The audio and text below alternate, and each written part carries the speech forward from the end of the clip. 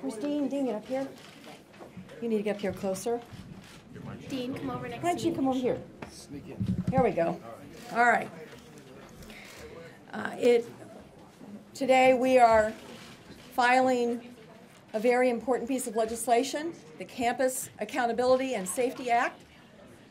Very rarely does a bill become a truly collaborative process. And this piece of legislation has been truly collaborative and bipartisan. All of our co-sponsors will speak very, very briefly today. Very, very, very briefly today. And then we will hear from the most important people in this entire process, and that is our survivors and our advocates who have been essential to the drafting of this important piece of legislation. And kicking off all of our co-sponsors speaking today will be somebody who's been great help to this, along with all of my other colleagues that are here and others who will be arriving because of votes, Senator Dick Blumenthal. Thank you to Senator McCaskill for her leadership. I want to particularly thank Senators McCaskill and Gillibrand. We've really worked as a team in a very collegial and collaborative way, and most especially also our other colleagues who are here. And we will have very broad, rare support for this bipartisan measure, and I think there is a dynamic to this historic moment that is undeniable. The prevalence of sexual abuse on campuses around the country is staggering and stunningly underreported. I know because I went around the campuses of Connecticut and I heard from students and administrators from around the country. And these stories are heartbreaking and outrageous because we have lived through an era when the victim and survivor was blamed. Those decades and days are done. There is no reason or excuse to demean, dismiss, or deny this problem, and accountability has come. Campuses around the country must be assault-free. We are proposing today, in effect, an enforceable Bill of Rights, guarantees to confidential advisors access to the criminal process, an internal process of discipline that is fair, impartial, and professional, with process due to all, and resources and services that survivors need and deserve. This approach is survivor-centered, it's comprehensive, and it is truly a breakthrough. But it will be so much more effective if the colleges themselves embrace and promote it. They should be partners, they should engage, and already exciting steps are taking place around campuses, inspired in part by students themselves who are fed up and outraged by the tolerance of this problem. We are done with the days of asking victims why they drank too much, or wore the wrong thing, or went to the wrong place, or hung out with the wrong guy. Those days are done. And students are embracing a new culture of accountability that will be enforced through this measure. The public survey itself is a huge and historic breakthrough. It will illuminate and hold accountable campuses around the country in ways that have never been done before. And I believe that this measure is one whose time has truly come. We will have support around the campuses from all the responsible people who administer and hold in trust the lives of students, including students themselves. And to show how bipartisan the support is, I'm very proud to introduce the first of our Republican colleagues who will talk today, Senator Dean Heller of Nevada.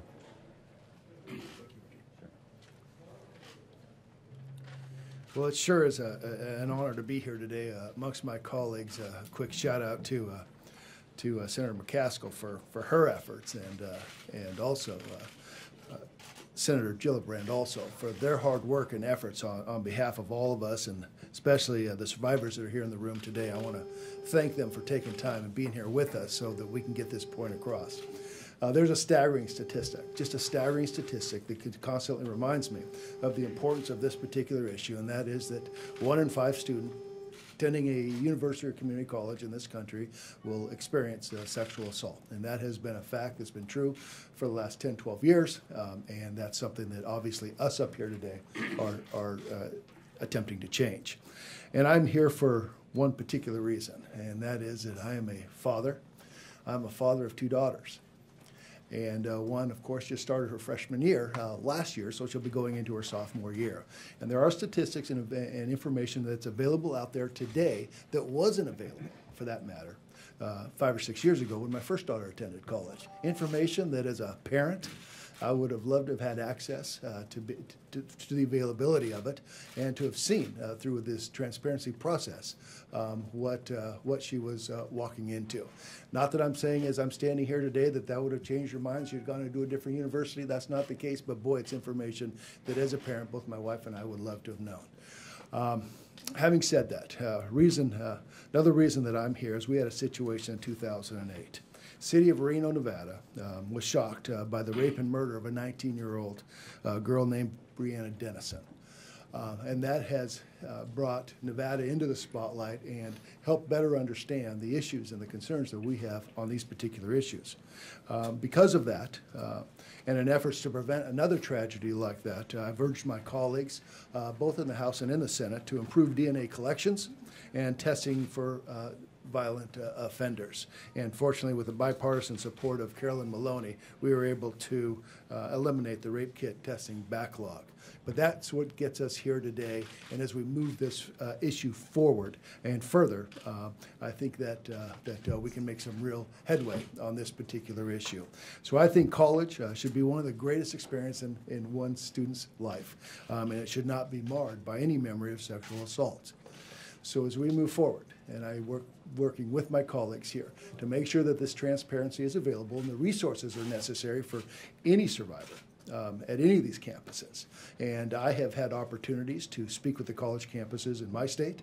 I've had roundtables, town hall meetings. I've spoke to survivors. And this is where we are today, moving this forward and let them know that the United States Senate does care and are concerned on their behalf. So I look forward to that. And at this point, I'd like to introduce Senator Kirsten Gillibrand. Thank you, Dean. Thank you. I want to thank my colleagues for this truly bipartisan effort. I'm sorry, CNN. Just kidding.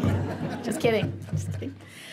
I especially want to thank the survivors and their parents and the advocates who have come to Capitol Hill today. And I want to thank all the survivors who aren't here today, who are watching these women and men stand up and fight for them. These survivors are reliving some of the worst moments of their lives so that peers and friends don't have to relive the same experience they've gone through. Collectively, all of these students are the definition of courage. I personally cannot tell you how inspiring these young women are to me. This is their movement. Because of them, I'm optimistic that even in this highly polarized environment, Congress will put partisan politics aside and do something, and do the right thing. Because here is the most uncomfortable truth, that Anna, Andrea, and Annie, and the others here, if you are a young woman who attends college today, you are more likely to be sexually assaulted than those who don't. Think about that. It doesn't matter where you go to school. It doesn't matter if your college is a big school or a small school, urban, rural, public, private. If you are a young woman and you attend school, the odds jump that you will be sexually assaulted at school, probably by someone you know, from your class, from your team, from a party. Our students deserve better than this. The price of a college education should not be that 1 in 5 women will be sexually assaulted. Today, we're announcing our solution to America's epidemic of campus sexual assault. The Campus Accountability and Safety Act is a bipartisan bill that finally forces colleges and universities across the country to face this problem head-on, aggressively, with the goal of making our schools safer. For a sexual assault survivor like Anna, under the current system, the only way to be heard or to be taken seriously after her assault was to relive the most humiliating moments of her life to a reporter and to tell her story on the front page of the New York Times. In each of those thousands of campus sexual assault, are survivors really expected to do the same thing? Starting today, with my colleagues standing here with me, we are going to lift the burden of solving this problem from off the shoulders of our survivors and placing it firmly on those of our colleges and universities. None of the students deserve to deal with a university that is afraid of bringing attention to these crimes because application numbers might diminish. Under the current system, colleges lack incentives to investigate or properly handle violent sexual crimes that occur on their campuses. With this bill, we are flipping the incentives. Currently, accurate reporting makes a school an outlier because no school wants to be alone in admitting such a serious problem. With this bill, underreporting will have stiff fines and real teeth. With this bill, students will have a place to receive confidential counseling that they deserve. With this bill, survivors will work with advisors who have proper training. With this bill, high school kids across the country will have a new criterion to consider as they sit with their families and decide where to attend school. Not just popular majors and extracurricular activities, but how often do these incidents actually take place? And more importantly, what are the schools doing about it? With this bill, no longer will a young woman like Anna feel that she has no choice but to share her story with the whole world, just to get her school's attention. Thank you, and our next speaker is Senator Chuck Grassley. Is he here? Chuck? No, not here yet. After Chuck is Senator Kelly Ayotte. Thank you. I first of all want to thank Senator McCaskill for her leadership on this bill and Senator Gillibrand for her leadership as well. College campuses should be safe places where students are focused on getting an education that will allow them to have the great opportunities that they should have in this country. No student should ever face the threat of sexual assault or to be a victim of sexual violence. But we've already heard that too many times we've seen what has happened on college campuses, and it's totally unacceptable. And I just want to say to the survivors who are here, thank you for your courage. We admire you, we respect you, and we are here to support you. And we are here to support every survivor of sexual assault and violence in this country who has suffered on a college campus. And we want to say to those who are attending college that we're going to do everything we can to create a safe climate on our campuses. When it comes to stopping sexual violence on campus, we need accountability, transparency, and uniformity of standards. Right now, we have a patchwork across the country on what a victim can expect if she finds herself or he finds himself a victim of sexual assault on campus. The status quo has to end. We need to ensure that survivors of sexual assault will know that they will be supported, that they will be treated with dignity and respect, and given the support and resources that they should receive and deserve. This bipartisan legislation includes a host of historic reforms that will make college campuses safer. Imagine what a world of difference it would make for a survivor to have had a designated confidential advisor work with them, someone who's there to guide them through the process, someone who's there to represent them. That's a game changer, and that's what this bill does. As a former prosecutor, I've been deeply troubled by the haphazard way that campus investigations have been handled across this country.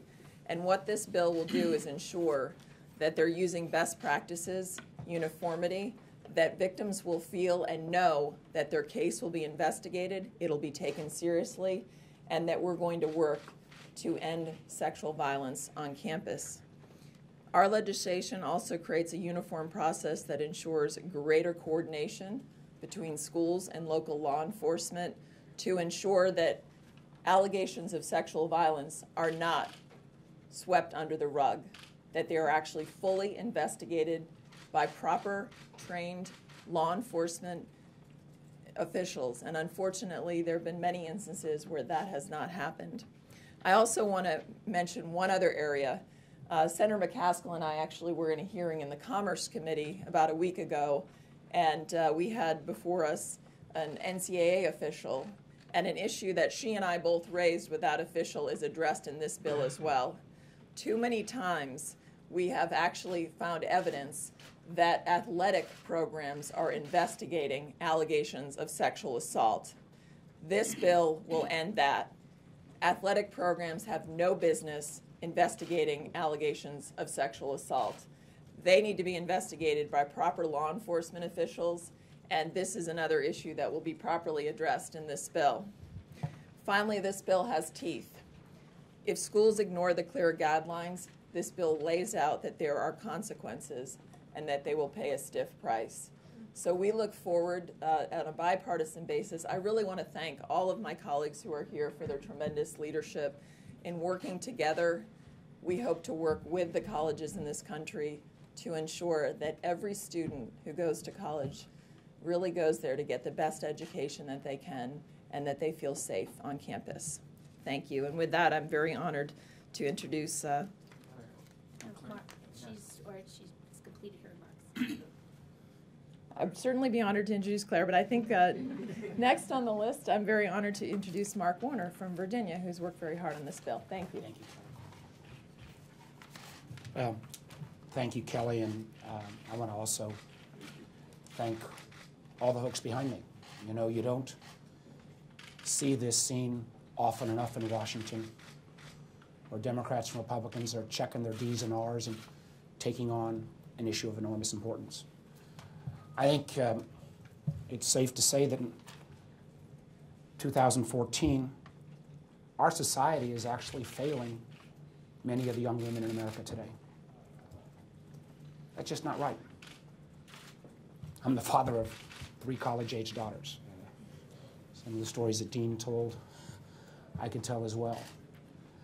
And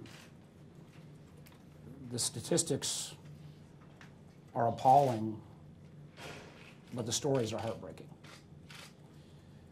And we got to do better.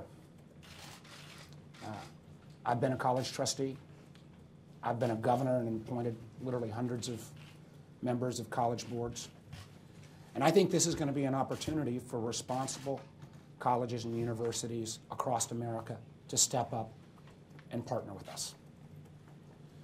What the bill does, and we've gone through this already, I just want to make a couple quick points. One, you got to have good data.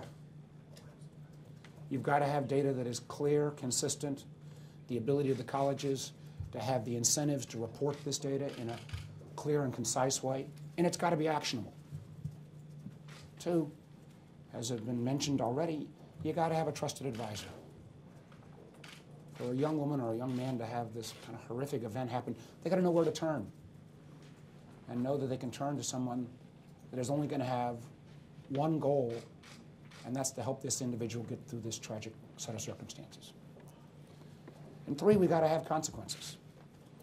And what I've found, we've contacted this morning to just let all the Virginia colleges and universities know what we've been working on. They knew we were working on this. This bill is coming out. And I hope and pray that the overwhelming number of colleges and universities will actually partner with this effort to get it right. We owe it to the young men and women across America that they ought to be able to go to college and feel safe.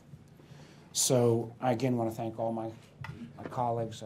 Particular shout out to Senator McCaskill, I know who's worked, moved heaven and earth on this.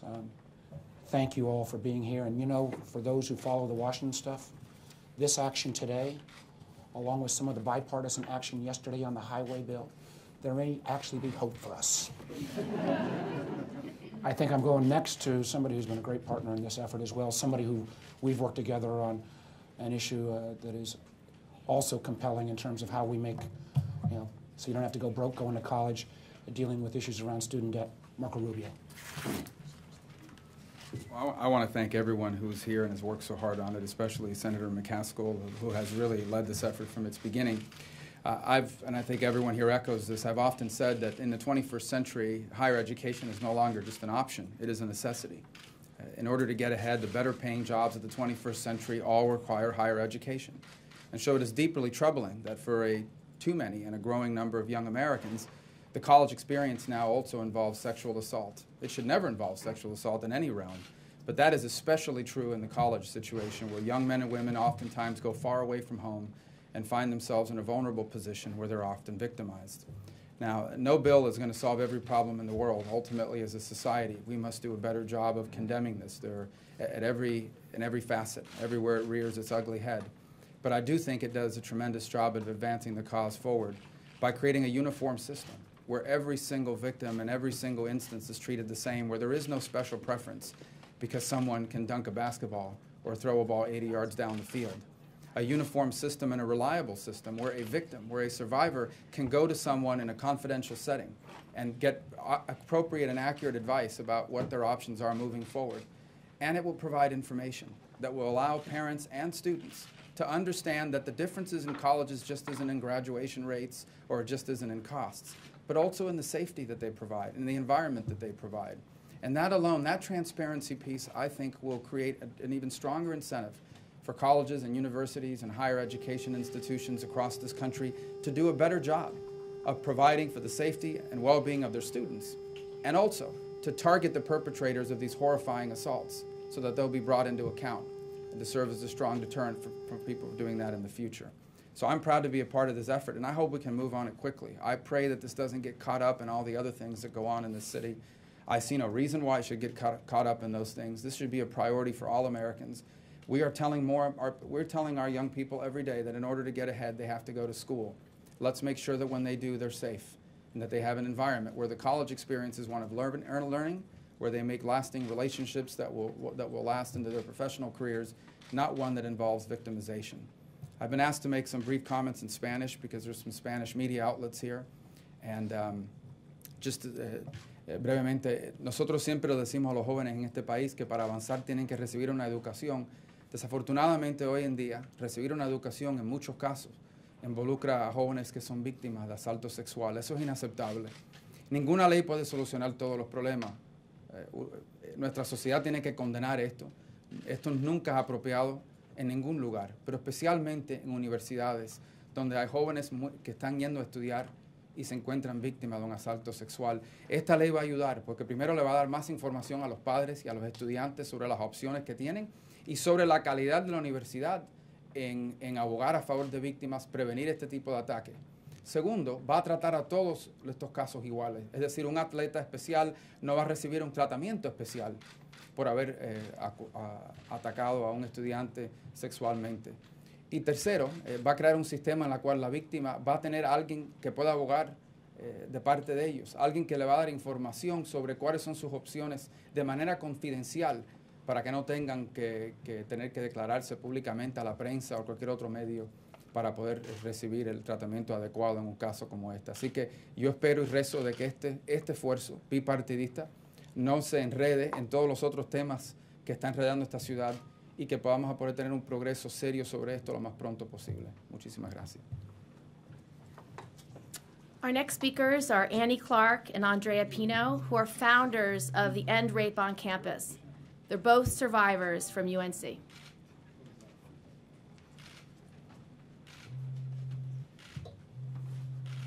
Hi, thank you so much for giving us and all the other survivors here the opportunity to speak today. And the fact that we have so many reporters, people interested, folks from both sides of the aisle speaks volumes. Rape should not be a partisan issue. In the United States, you've heard today, between 1 in 4 and 1 in 5 students graduate with the second degree, the title of survivors.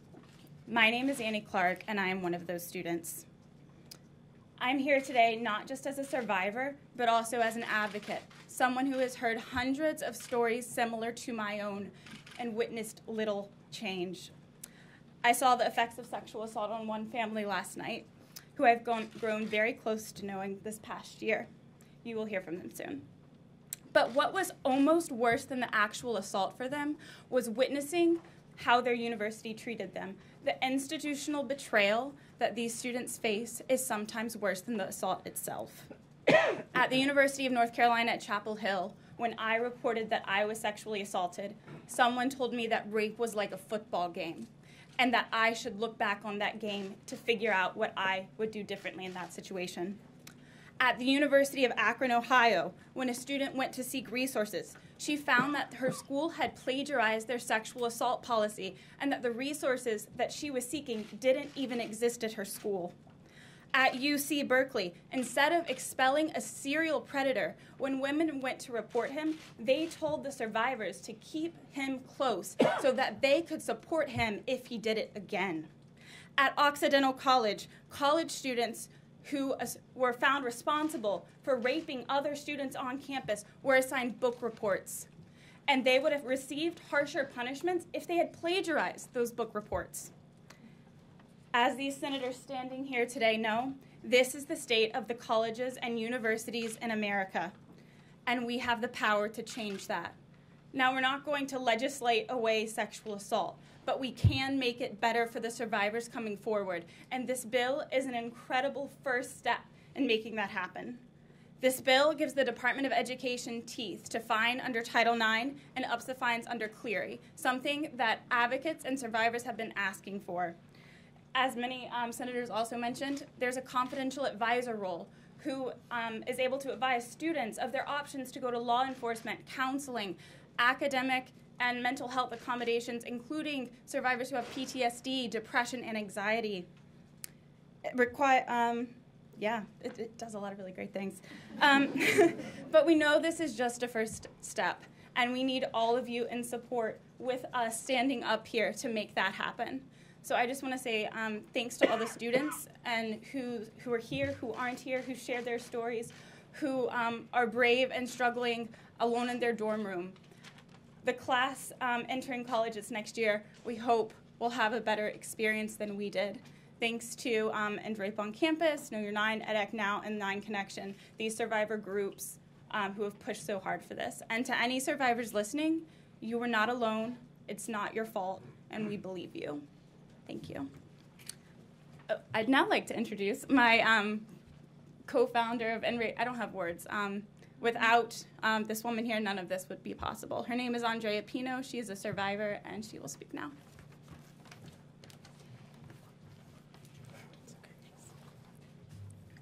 All right, thank you, Senators, for the invaluable opportunity to be able to not only stand here in support of this bill, but also the opportunity to fight alongside you for safer campuses that all our nation's students deserve.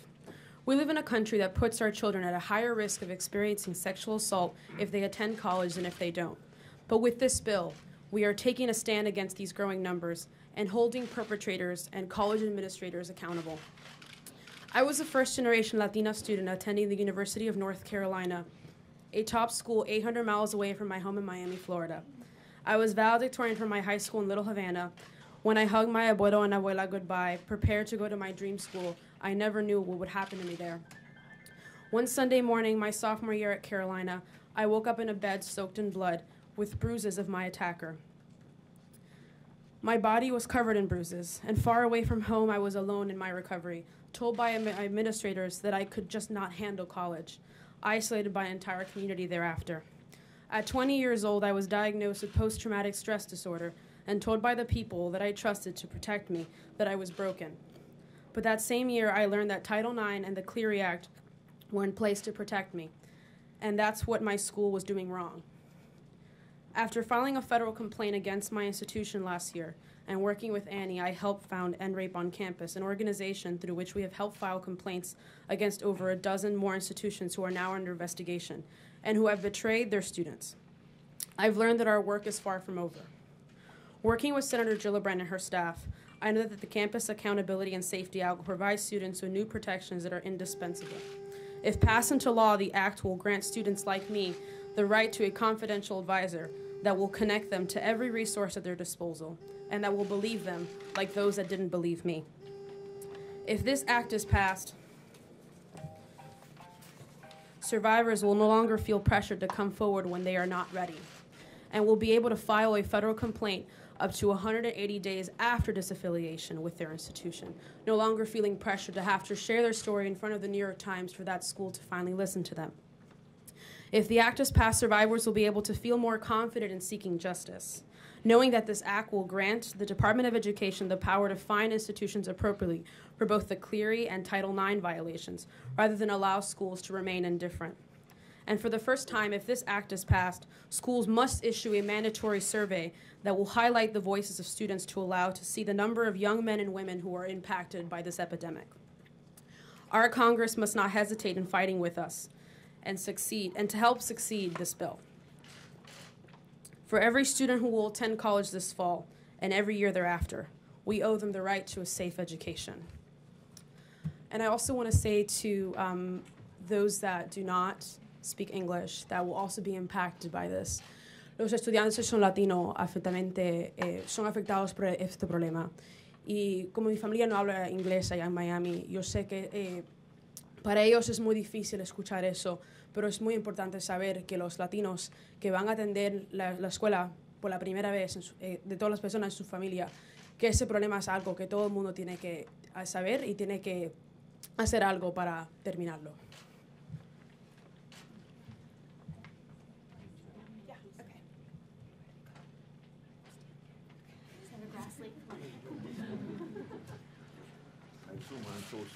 You're next. Okay, yeah. Say, to all of you, particularly the people that are citizens advocates, I know it's not very courteous for us to come in and go, but we've had votes, and I'm sure that's all been explained to you, and I have a committee meeting I have to go back to, so let me apologize, but it's sincerely a pleasure to be here for a very serious crime and something that sexual assault should be treated that way. That hasn't always been the case. Sometimes the victim is treated worse than the person who committed the crime. It's clear that campus proceedings designed for plagiarism or fraternity pranks are not adequate to the task of addressing sexual assault. This can result in one of the most heinous crimes possible being swept under the rug or mishandled in ways that prevent justice from being served, starting with the premise that sexual assault is a serious crime. Our bill builds in protections for the victim. It makes the entire process sensitive to the victim's wishes so that more victims will be comfortable coming forward. Our bill has provisions to ensure that colleges treat sexual assault with the seriousness that these cases deserve. This includes better coordination with law enforcement and clearer expectations for how colleges should handle reports of sexual assault. Sexual assault is not some mere code of conduct violation. It's a major criminal offense.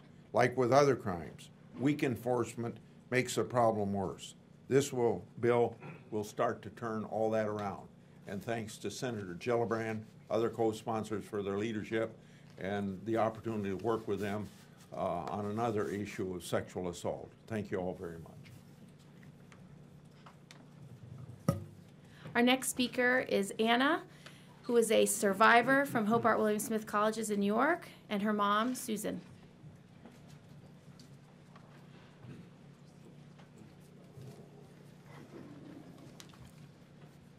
Thank you, Senator Gillibrand, for standing with my daughter and all the students in this country. 16 days into her freshman year, my daughter called to say she'd been sexually assaulted by a group of students. There are really no words to explain what a parent goes through when they get a phone call like that. The pain is unimaginable. Even though there was a report from a sexual nurse examiner which showed blunt force trauma, abrasions, heavy inflammation, and said sexual assault. Even though there was an eyewitness statement The students were found not responsible by a college judicial board.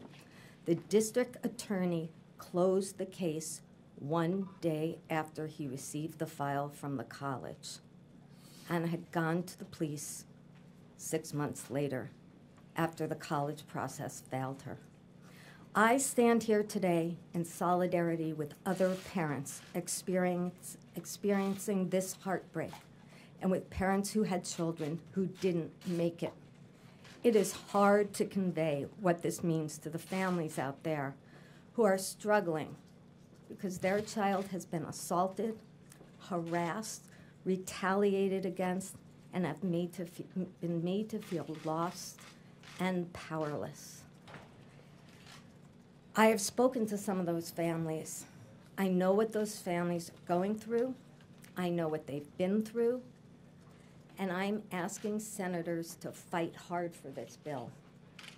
And no matter what happens, to continue the momentum of this year until we as parents and guardians can send our daughters and sons to college knowing our children will be safe and that colleges will protect them. It is also for those parents whose children did not make it. For Jean Cleary's parents, for Lizzie Seberg's parents, and many, many more. Their heartbreak should be everyone's heartbreak. Senators, Congress, Mr. President, please get this done so that every student in the entire country has equal access to education. And thank you, Senator Gillibrand, for standing with us, with my daughter, and with all survivors in this country. This epidemic must be stopped. It's my daughter, and I'm very, very proud of her statement. I stand here today, and I'm not okay. I'm thankful. Thankful. All these mics. Slowly. I'll hold it for you. Thank you. Just read it. Thankful for all the people who have come forward and supported me. Support I never knew existed. Teachers from my middle school, alums, current students from Hobart and William Smith, and many, many survivors. These people who have reached out and given support have taught me that we are all in this together. No matter where you are in the world, no matter where you come from, no matter how you are raised, we all understand what is right and what is wrong. What happened to me and to too many other women and men is wrong. It should not matter what you drink or what you wear. That does not give anyone the right to sexually assault you. With the help of Senator Gillibrand and everyone standing beside me today, it is time to protect those who were wronged. The time is now. Thank you so much. Pardon me for interrupting 1 second. So there's a vote that's going to close momentarily. So we're going to take a 2-minute pause. People can go vote. Senators are able to come back. We'll come back and we can finish the conclusion. We have two more speakers. Two or three. Two more speakers. We have survivors and advocates. So just give us a 2-minute break so people can vote. And then the senators are able to come back. We'll come back and we'll conclude the rest of the speakers. Great job. Thank you. International studies. No, I'm sorry that you're here. Yeah, I should ask you for media tips and speaking. Rape, Abuse, Incest National Network.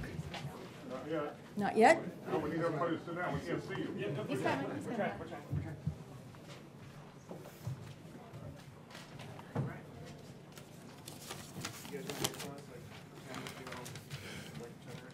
Thank you. I too want to thank the senators for working in such a bipartisan way. This is an issue that I think has always enjoyed support across the aisle, and it's great to see everyone working together so hard to fix it. And I also want to thank all the survivors and students who've done so much to get their individual institutions to make changes and to create change on a national level as well. I want to just start on one optimistic note, which is when we hear numbers like 1 in 5, it's easy to be overwhelmed and to think that there's no chance of ever fixing this problem. But the reality is there's some good news in that, which is that the vast majority of students would never think of committing a crime like this. We're talking about a relatively small part of the population that's committing a lot of crimes. And so if we can make even incremental progress and stops some of those before they rape again, we can make a huge impact on the number of sexual assaults. So everything that's going on here is really encouraging in that respect. As others have said, this bill is going to give us data that we need. It's going to show us the extent of the problem for the first time. Probably even more importantly, it's going to help us measure progress from year to year. It's also beefs up training. It brings transparency to investigations. Throughout the bill, it's very sensitive to the needs of victims, and I think does a great job of putting survivors front and center. It's also a big deal that it creates a single class of students. I think the most surprising thing for me out of Senator McCaskill's report was the fact that 20% of universities delegate investigations to their athletic department when the allegations against an athlete. That's just insane. They're not qualified. It creates a huge conflict of interest. So this bill is going to fix that. Our goals here is to create a system where prevention programs are based on measurements of effectiveness, where colleges finally put aside their fear of looking bad and focus on the critical public safety risks of leaving rapists unprosecuted and unpunished. And in a system in which every survivor feels like they have a fair chance of justice and isn't afraid to come forward. And a system where colleges finally administer a fair process that complements the criminal justice process and removes predators quickly from student populations. Ultimately, we don't want sexual violence prevention to be the centerpiece of any college experience. It should be an afterthought. It should be something in the background, because we should create an environment where safety is the norm, and this isn't something that students or colleges really need to be thinking about day to day. So that's the goal. That's why I'm excited about this bill. I think we're going to make progress towards it. It's great to see so much energy in the Senate on this, and we look forward to working towards passage. Our next speaker is Wagatwe Wanjuki, who's the organizer with Know Your Nine, survivor of Tufts University. Good morning. I want to begin by thanking the senators here for their creation and support of this promising bipartisan bill, the Campus Accountability and Safety Act, which is an important step in our nation's work to build safer, more just campuses. I am grateful that the senators took the time to listen to and centralize the needs and concerns of students and survivors across the country, including those at Know Your Nine, the national survivor-led campaign against campus sexual violence, of which I'm so proud to be a part. Based on our own experiences of surviving interpersonal violence and then institutional abuse and neglect at the hand of college administrators, Know Your Nine and our allies have called for better federal oversight of universities, and in particular, for sharper tools for the Office for Civil Rights to hold schools that break the law accountable. We are encouraged that senators on both sides of the aisle have heard students' needs and concerns and have taken action together to bring us closer to a world without sexual violence. I am among the 1 in 5 women who are raped during their college careers. While at Tufts University, I was in an abusive relationship with another student. Over the course of our relationship, he mentally and emotionally abused me, sexually assaulted me multiple times. When I finally mustered the courage to come forward and report the abuse to my university, the school broke its own procedures and declined to do anything to help me. I began to fight with other survivors to improve the school's sexual assault policy, but as soon as I started speaking out about the school's inaction, the university quickly found reasons to expel me. Even though I was expelled years ago, not a day goes by when I do not think about my assault. The academic, the social, psychological, and financial impact of Tufts' refusal to support me in its wake has left significant marks in the years since. I was supposed to have graduated college in 2008. Due to my university's abuse, I'll be graduating in August, more than 6 years later. And I am not alone. Last year, while organizing with Know Your Nine, I met another survivor named John Kelly, who was also sexually assaulted during his time at Tufts. the very same administrators who mistreated me mistreated him also. Despite the fact that I told the Department of Education's Office for Civil Rights about these abuses, and seeing how little had changed, despite my complaint to the government, impressed upon Know Your Nine the importance of proving federal oversight and providing the government with the tools it needs to keep students safe. The crisis on our campuses is urgent, and we have a long way to go to ensure the student safety. But it's clear today that the student survivors no longer have to suffer alone in silence. It's clear today that senators on both sides of the aisle have heard our experiences and our needs, and together we're moving forward to end this violence and injustice for people of all genders. So thank you again, senators, for the Campus Accountability and Safety Act and for providing me the opportunity to share my story with you today. Thank you.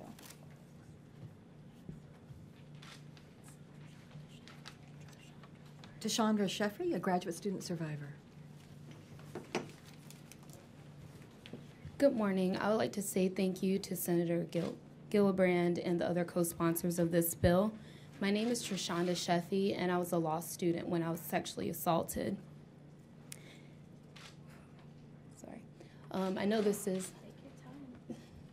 like I said, I was a law student when I was sexually assaulted, and I know this is a hard conversation to have, as a lot of people that believe that sexual assault or rape only happens to undergraduate students. It does happen to graduate and professional students. At this time, I'm not in law school because they found my assailant not responsible, and he's still in the program, so I will not be returning. I'm very appreciative and blessed and fortunate to have my family's support along with my friends who did actually put me in touch with End Rape on Campus. So I do appreciate the efforts of End Rape on Campus, RAIN, and Know Your Nines.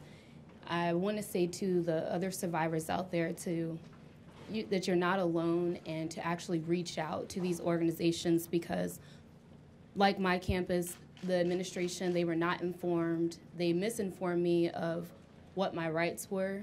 So I encourage you to reach out to these organizations. Thank you. Okay, we have time for, is everyone next? Questions on topic? Any on-topic questions? Senator McCaskill, after your survey came out, as you know, the American Council of Education came out and was somewhat critical of the survey and said it didn't give enough credit for what colleges and universities were already doing, and also the difficulty of this problem. Have you reached out to them, and is it important that you get that organization behind this effort? Well, I'm going to be watching very carefully to see how that organization handles advocacy around this bill. They are the lobbyists for hundreds and hundreds and hundreds of universities in Washington. I think the way they handled the information they gave universities about responding to our survey was inappropriate. I believe the criticism of our survey was inappropriate, and by the way, this is very transparent. Anyone can go online and read the entire survey, and I would challenge anyone to read that survey and make some assumption that it was trying to get to a certain result. They criticized the question about the athletic departments because we used the word oversight instead of control. We were trying to get at, in a very neutral way, whether or not athletic departments were influencing investigations. Clearly, we found out that 20% of them had some form of oversight, which is totally inappropriate. So I don't understand, I mean, you know, as a former auditor, when you have findings against a government agency, there's two ways to handle it. You can circle the wagons, deny it, and fight it, or you can join forces and say, thank you for the heads up. We need help in this area. There's no question as a result of that survey, every college campus in America that wants to do the right thing knows they need help. This bill will provide it. Have you reached out to them at all since then? We certainly, all of us have talked to our universities. I typically don't talk to lobbyists. I rather would talk directly to the universities. But we would look forward to them supporting this bill and giving us, obviously, we take anybody's input. As you can see, we had quite an array of different people with different views here today. A wide spectrum of ideology was represented at this press conference. So we can work with people we disagree with on things. We just need to come together on this important subject. Just a couple more. What are the chances Well, I think Kristen and I both agree that we want to try to get floor time in September. That's our goal. And I am very optimistic that with the bipartisan support we showed today, we will have overwhelming support by our Senate colleagues. There is also a group of House members working now on a similar bill. So I am very optimistic we will pass this bill by the end of Congress, this congressional session. And by the way, we're doing this 2 by 2. In other words, if a Democrat wants to join this bill, they've got to bring a Republican with them.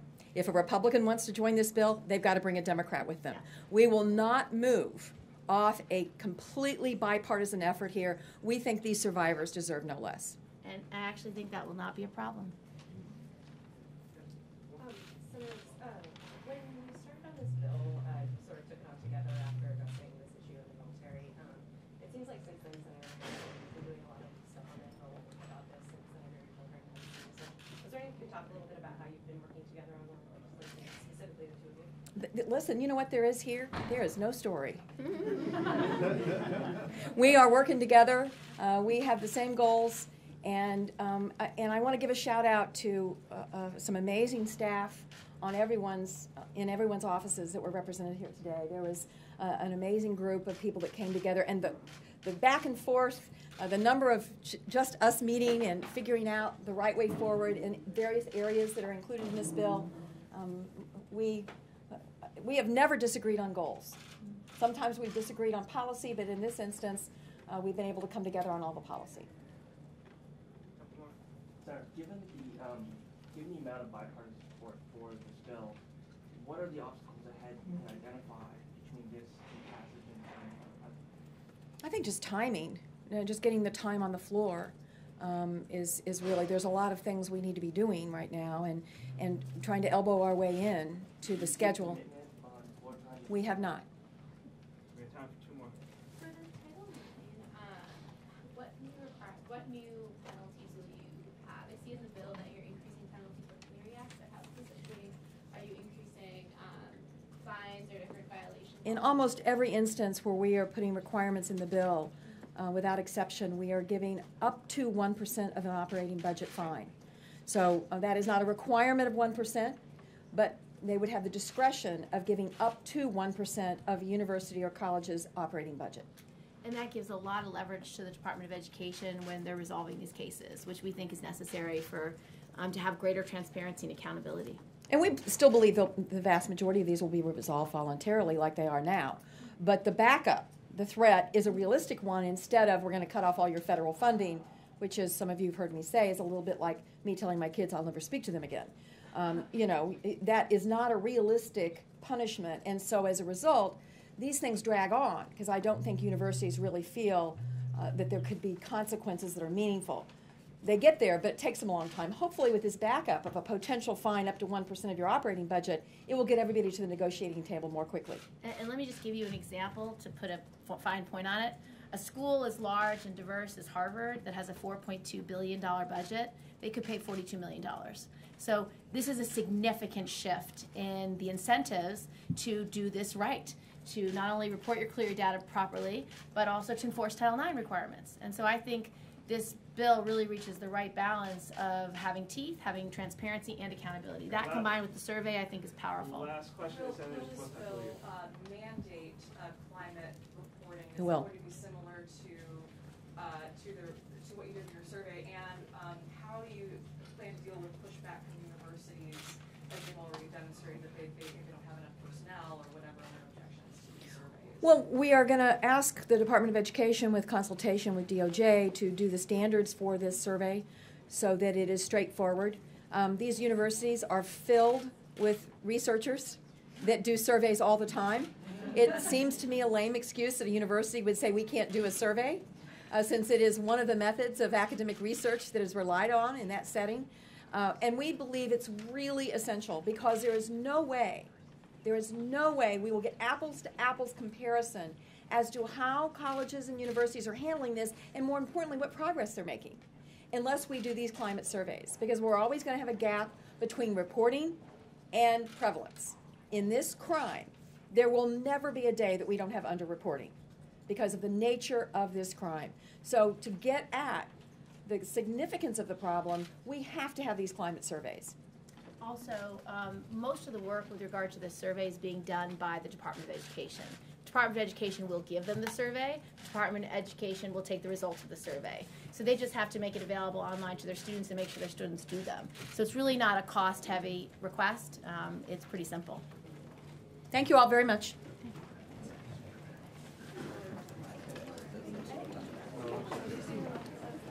Yeah.